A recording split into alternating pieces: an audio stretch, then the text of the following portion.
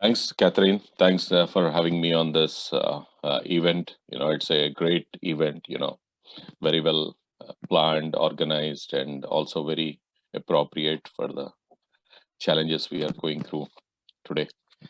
Um, can I start? Please do. Please do. It's all yours. Thank you. Yeah, thank you. I heard the previous speaker. It's a great insight and, very informative and pretty useful. I want to take a bit of a different path today. I want to talk in terms of startup ecosystem, what startups are doing uh, at a micro level. Because if you look into environment, the way the world is progressing, the way people are migrating to cities, and all constructions everywhere. I just want to give a different perspective from the startup ecosystem because that's where I belong. I spent 2.5 decades there, and maybe what I talk will be useful to get a uh, look into the things which are happening at a micro level in different parts of the world, and then maybe that could set everybody thinking, right, how they can contribute. Because I think while we all expect governments to do a whole lot of things in terms of protecting environments, wildlife, bringing the balance and reducing carbon, but still, I think eventually it will also depend to a very large extent on individual actions, what we as individuals do, and how we really protect our own environment and contribute to aggregate it to a large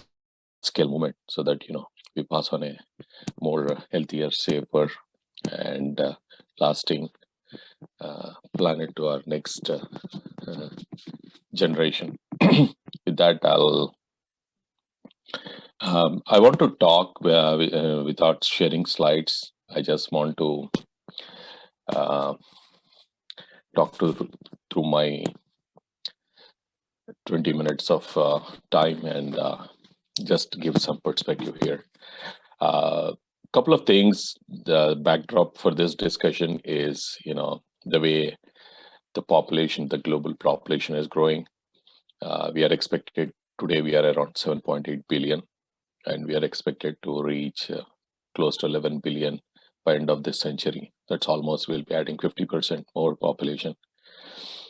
Uh, and the life expectancy in the last 50 plus years has dramatically increased. Earlier it used to be somewhere in the 30s and 40, but now it is close to 73 years.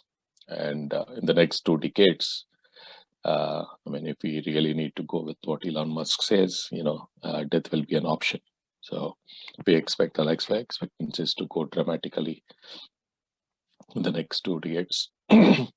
Also, what is very interesting is the growth of middle class across the world. Middle class is dramatically growing, especially in Asia, Africa, where people are able to develop different skills on their own living and improve their own living standards. And 50% of the population today is middle class. That means high affordabilities, high disposable incomes, uh, remarkably good quality of life. And also middle class is expected to spend around $29 trillion globally by 2030. So there's a huge, massive spend uh, capability that would come in the middle class in the next 10 years of time. So what all this means is a lot of migration and movement to cities or semi-urban areas. People also adapting different skills than the traditional skills because of education, affordability, and availability of knowledge, mostly triggered by internet penetration.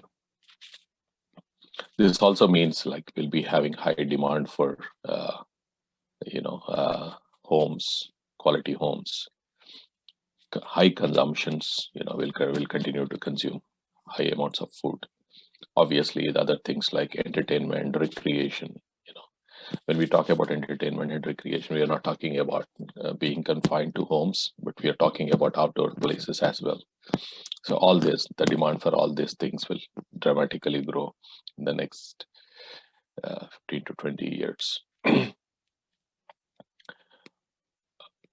Uh, Also, we see that there is a growing demand for land, especially around cities, semi-urban areas, and the land which is available for agriculture as well as forests, covers, and all are shrinking. You'll be surprised. In the last 20 years, close to 1.3 million square kilometers of forests have gone. We're not just losing the land, we are also losing the potential to balance the environment. We are losing animal species because these covers are shrinking. And every year, quite a few species are going extinct. This is where we really need individual and personal actions and also collective actions to protect the environment. So let us look at some of the changes which are happening. We talked about the situation today and the challenges today, and what could be the way forward, or what could be the opportunities for us to bring back the balance, and also to look at things which are happening around us. There are a lot of innovation disruptions. Most of the time we see that younger people, or those who have gone and faced these challenges, problems, take upon themselves to solve some of these problems. Then bring something different and innovative for the good of the community. Though money is one outcome of those disruptions and innovations, it is not that these people are also risking their own time, effort, and a quality life to work on some of these wacky things. Take a different path and different journey to build something which will deliver good to the humanity and to the future. Some of the disruptions which are happening is in terms of automation, right? There is a whole lot of automation happening around. I mean, maybe the traditional methods are slowly being replaced with mechanized methods. And also, we are moving towards data-driven approach. Right? We are collecting a whole lot of data. We are able to predict things to a large part of the future. We are able to take actions based on, like, soil testing, weather forecasting, the pests and insects which are impacting. Based on all these data, we are able to do more informed and more precise farmings to increase the yields, and also to increase the productivity of the land, because this is very much needed. Otherwise, with the way the lands are shrinking, if we continue to have the similar productivities what we had earlier, we would see huge gap in the demand and supply. We're also seeing a whole lot of innovation in terms of controlled environments coming through greenhouses, hydroponics, gene editing to improve some of the yields. Robots are being increasingly used and deployed. Temperature control, monitoring, moisture control environments, aerial imaging, and GPS and satellite technologies. These are some of the things which are increasingly being deployed in agriculture sector. A whole lot of automation is happening there to improve the yield, and also to improve the productivity of the land. You'll be surprised, Africa has 30% of wastage just in terms of crop, between the crop and the retailing. 30% of the crop goes waste because they have inferior storage methods. And also, most of the time these foods are lost to rodents, or because of the bad temperature control and all that, perishables are lost. So these are some of the areas which are being increasingly corrected and new innovations are coming in, to plug those gaps and continue to have a very effective and efficient delivery from the crop up to the plate, let's call it. So some of the things which we are looking for is high productivity in terms of land utilization and yield, less wastage. I mean, we don't want to lose any of those crops till they reach the end consumer. Shorter times to production. Now we see that there are quite a few genetically modified or even otherwise through controlled environments, greenhouses, hydroponics, and all. We are able to have the produce coming out pretty early, and obviously, all these actions are helping us to become more environment friendly, so that we are not damaging either the land or nature while we are building while we are producing all these crops and food for the population. So what are the couple of opportunities? And obviously, there's a younger generation which is trying to look into the future. The best part is most of the younger generation, they really don't believe in going back to the traditional workforces which used to work and in steady jobs and all.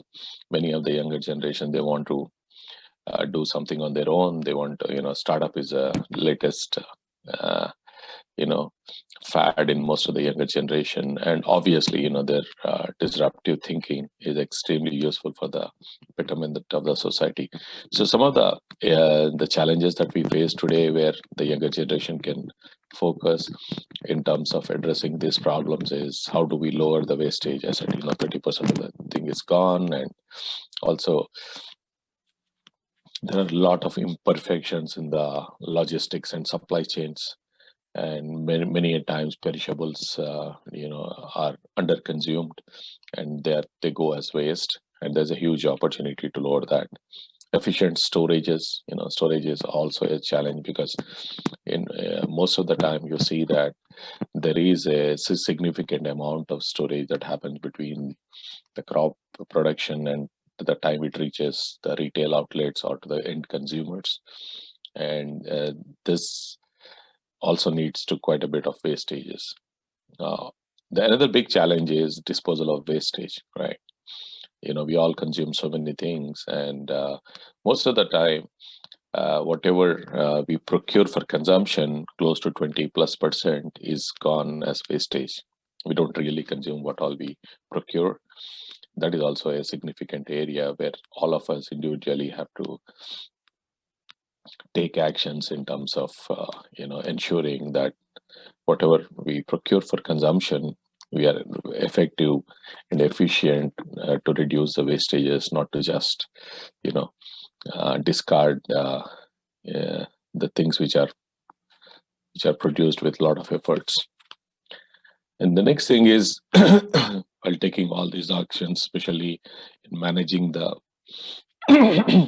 effective disposal of wastages, we would be able to build a sustainable eco balance, right? Which is extremely important. We see a lot of green covers vanishing even in cities, in many of the semi-urban areas. Earlier we used to have good walkways, trees, and there used to be greener patches for people to not just to unwind themselves, but also to maintain the eco balance within those geographies. But unfortunately, we see those patches are increasingly reduced and diminished and vanishing from our lives. I think individually we all should take actions in terms of building home gardens and bringing some green cover in every home, so that we are able to contribute uh, to the environment by increasing the green cover. Another biggest thing which is greatly ignored in our uh, daily lives is the water consumption. We feel that water is a hugely available resource, and we are very liberal in terms of utilizing water.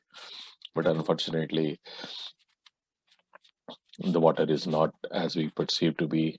and huge amounts of water are consumed every day, not just for producing food, but also in other activities. And most of this gets into sewerage, and eventually that becomes redundant and is not useful anymore. I think there has to be a consistent and deliberate effort to consume water, and also to to the extent possible, try to decontaminate before these goes into the severages or to the water flows, which do not damage the eco balance. So what are the what are the few things where we see significant activities happening in the startup space? I mean, just to give you an indication, agri and food tech, and also construction tech, reality tech. These are very hot spaces in startup ecosystem across the world, and there is a significant amount of investments happening. Just to give an indication, $3 billion were invested into startups in 2012. It has gone up to $18 billion last year. So there's a significant interest. Everybody sees agri, food tech, and you know residential spaces to be the next big challenge for the next 2 to 3 decades as the population continues to grow, improve their earning power, livelihood, and migrate towards cities. These areas continue to be significantly challenged, and there's a huge opportunity in this space for younger generations to uh, build some ideas and build some solutions which would help the communities. So, just to give you an idea, what are the things which are happening in this segment? One is vertical farming. So now, because rather than open farming, there is a lot of emphasis and efforts to build controlled environments and build vertical farming. IoT is being continuous, Internet of Things. A lot of sensors, devices, automated automated release of water, fertilizers and pesticides. All this is done through IoT. Artificial intelligence is being continuously used to a large extent to understand more about the environment and to manage the plant and food growth. Drones are being continuously used. You'll be surprised. Bees are the most important part of our ecosystem. Earlier, they used to significantly contribute to the pollination and all, but because now bee populations are dwelling, drones are being increasingly used just to replicate bees and to maintain the ecological balance. Genetic editing is another area where a whole lot of investments are happening just to make the the seeds, the plants, more temperature resistant, to give higher yields, and also to produce more food in a smaller area, and also in a shorter time. Blockchain is another significant development which is being deployed mostly to in the distribution, logistics, and supply chains, just to manage uh, the distribution of the food products, and also to have a clear oversight over which part of the food is going where, so that we don't have to destroy the entire supply chain if there is a small defect identified in a certain part of the supply. That would be significantly helpful coming through the blockchain.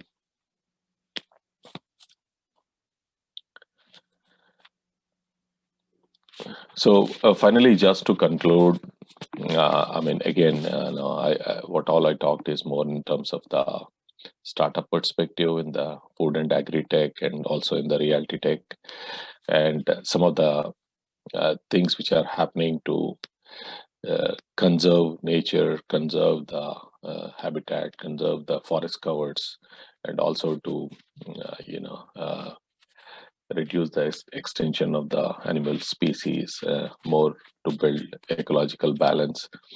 And these things would significantly help us to pass on a more healthier, safer, and a happier planet to the next generation. Yeah, Catherine, I'm done. And Phenomenal. Thank you so much, Pavan. I know that the audience will probably have plenty of questions due, so please do pop them in the Q&A and I can get those over. But while people are just adding their questions here, I know that you have worked around the world and seen a lot of different approaches to sort of entrepreneurialism and tackling some of these issues. Where would you say is the hottest place for entrepreneurialism right now? Is there a country or a continent where people are really on this? I think it's an interesting question. Thanks for asking this. I mean, the best part is, though the entire startup disruption started in Silicon Valley, I mean, it still continues to be the hotspot, but it has very quickly and virally spread across the world. And you see a lot of innovations happening in every part of the globe, but in different areas. For example, if you look into India and China, there's a whole lot of disruptions and startups coming in consumer space because there's a significant number of middle class, growth there. So you see a lot of startups in the consumer movement there, in terms of availability of goods and services, supply chains, food, all those areas. Any area that can touch a middle class is significantly growing in those places. Come to Africa, you see, in the last 10 to 15 years, Africa has seen phenomenal growth in fintech and agri and food tech because of telecom revolution. There are significant number of startups which are coming up in these countries in Africa, which are helping the underserved to join the digital revolution. And in terms of financial transactions, and you would be surprised, they have the significant amount of financial transactions in these countries happen on mobile phones. And similarly, agri and food tech, because that continues to serve majority of the population. So there you see significant innovation happening. Come to America, you will see all these deep tech innovations in terms of IoT, artificial intelligence. So I mean, I think we should look at startup ecosystem more as a very localized community, and the local problem driven thing, and it is happening significantly all over the world. I mean, I just missed out on Europe, right? For example, you take UK has quite a few startups which are doing extremely well in fintech space. UK is emerging as a big fintech innovation hub. So whole lot of things are happening. That's the best part is younger people are really, accelerating this whole change and shift in the in the local economy, as well as impacting globally. Absolutely, and I hope that this is something that the careers leaders and the teachers who are with us today can really share with young people. I probably a bit broader than the specifically the nature and biodiversity, but my question that sprang to me when you were talking was about the funding and the support that goes for entrepreneurs, because construction and the built environment not necessarily considered super entrepreneurial, or occasionally innovations and things. But do you have some advice, some sort of generic guidance and things that you might give to young people who are thinking, okay, I want to be an entrepreneur? Yeah, great. See, a couple of things we really need to understand. But there is a significant shift in terms of the way younger people look at future, their own employment, earning potential, the ways to earn their living. I mean, the good part is they've all shed the taboo of being concerned about their lifestyle and all. They are very simple, humble. They're not really bothered about what society thinks about them. There's a significant change in younger generation. They're willing to take risk. The risk appetite has dramatically gone up when compared to my generation and the younger generation today. Second thing is there is a significant amount of capital which is available in the markets today, because the startup investing is becoming a new asset class, like your mutual funds, stock markets, any other, your cash in the bank, fixed deposits. Lot of people are willing to take bets on these young startups, and there are a lot of platforms which have come up to help uh, to fund startups even with a smaller funding. So there are many options, like you can, if you're a seasoned professional with good experience and you have disposable money, you could fund on your own, or people get together, form syndicates to do funding, or sometimes people are investing into large funds which go and fund these smaller startups. Also, another is important thing we really need to recognize is, most of us, like anybody who is in middle class or working today, would always had an entrepreneurial zeal or ambition, right? But unfortunately, very small percent have the appetite to take risk and go and do that take that entrepreneurial journey. So all these people who miss that entrepreneurial bus are willing to back those startups. So the younger people who want to do something first need to get their idea properly vetted by doing some research, looking into what is the potential, is it a real problem, and then get some money of their own to work on it for a couple of months, and then go and find a good advisor or a mentor who comes from that industry, who is reputed and known in that industry, to help you in this initial journey. And once you gain the traction, I think there is a lot of money chasing good ideas and ambitious founders who can really work and deliver the value both to the community as well as to the investors. Fantastic. That's brilliant. Thank you so much. Really, really useful, practical information there for young people watching this, who I hope will really grab the opportunity to become entrepreneurial in the space. Because I'm just a couple of the things that you mentioned about vertical farming and drones replacing bees. I mean, this is not to replace bees, obviously, but just to do some of the work of bees. Yeah. Because actually we have got some really significant climate challenges, and we've got to find ways to solve them sooner rather than later. So thank you so much, Pavan. It was just amazing to have you here. I hope that it's not some ungodly hour in the morning where you are. I mean, it looks like a beautiful sunrise behind you, but I suspect that's not where you are. Right. It's 7:30 in the morning, so it's a convenient time for me. It's a good pleasure to be here and talking to all of you. I would be more than happy to connect with younger people if they want, either through LinkedIn or they can get my email. I'll be happy to listen to their story and give whatever advice or guidance I can give.